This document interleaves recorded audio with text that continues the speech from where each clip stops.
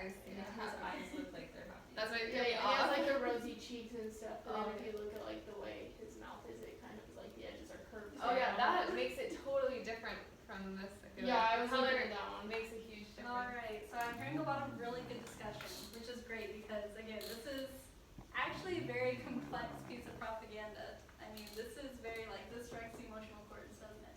So let's talk about this for a sec. Who do you guys think put this out? Who is behind this? The propagandists. U.S. government. Yeah, it's the U.S. government. And you'll find a lot of times, even though we're only looking at World War II U.S. government propaganda right now, because it's the easiest to analyze, you will find so much propaganda put out by, I mean, every country has its own propaganda, and it's actually a great way to study history is through propaganda, because you really see people's biases in the way they thought back then. But, yeah, so this is definitely a U.S. government piece of propaganda. The audience. You guys know who the audience is for this one? Parents, ideally moms. Yeah, parents. Yeah, for sure. And mothers, because who's off at war? All the dads are already serving the country. What about the time period? We kind of hit this one already. World War II. What gives it away?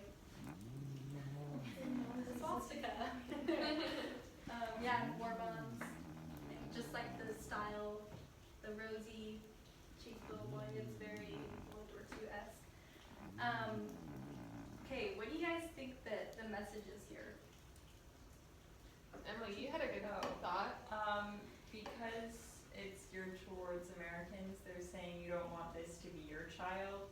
And Nazi Germany was overtaking a lot of other countries at the time, so it's kind of saying like, you don't want them to overtake our country, so buy war bonds so we can keep fighting them. Exactly. It's like keep funding our troops because Hitler owns a lot of Europe right now. You know, the Nazis were taking control of a lot of countries in Europe, and that was scary to a lot of Americans because with communism spreading, it's like how much longer is America going to last as a capitalist country?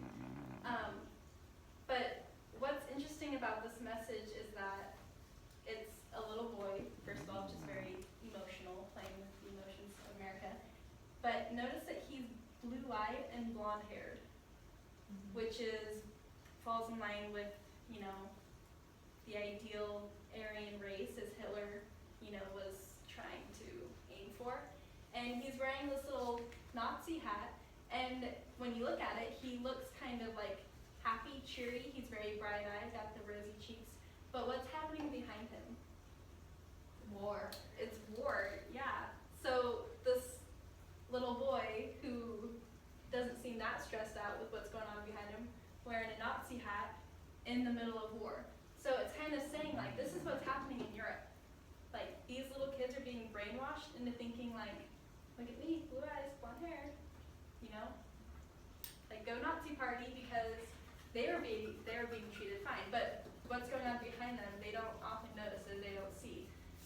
So the message here is kind of interesting because it's like, yeah, this little boy doesn't seem too hot and bothered about it, but that's the scary part of it because that's what's actually happening in Europe right now. So, yeah, buy war bonds before it's too late. It's very like dramatic and very, very it's just dramatic and it's kind of funny if you think about it. Is he your child? You don't want this. It's pretty funny. Yeah, I like this one. Biases here. There's a ton of biases in this one. Do you guys come up with anything? Like, fear of Nazis, I guess, would be one. Yeah, that communism is bad. You know, a lot of people, their bias is communism is great. It's fair. It's very, you know, utopian. But Americans, communism is like, I mean, just you can tell by this poster, communism is very, very looked down upon in America in this time. So yeah. Anything else? Lots of nationalism, right? Alright, good job guys. So on your graphic organizers, there should be on your graphic organizers there should be a little quiz.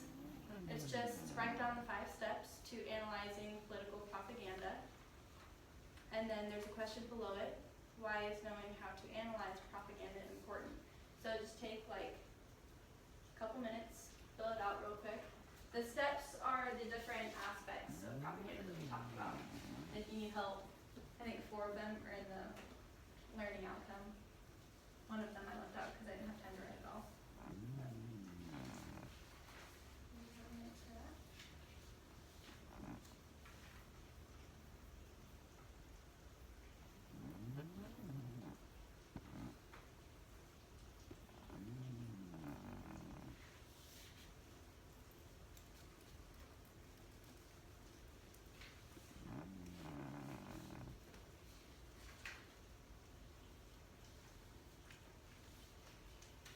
Alright. If you haven't finished, that's okay. Don't worry about it, it can be homework. But I want you guys to turn to the last page of your graphic organizer. So here is where we are going to put your skill to the test. You're going to create your own piece of propaganda, and you're going to be advertising for a culture night that's coming up in the next couple weekends, I think.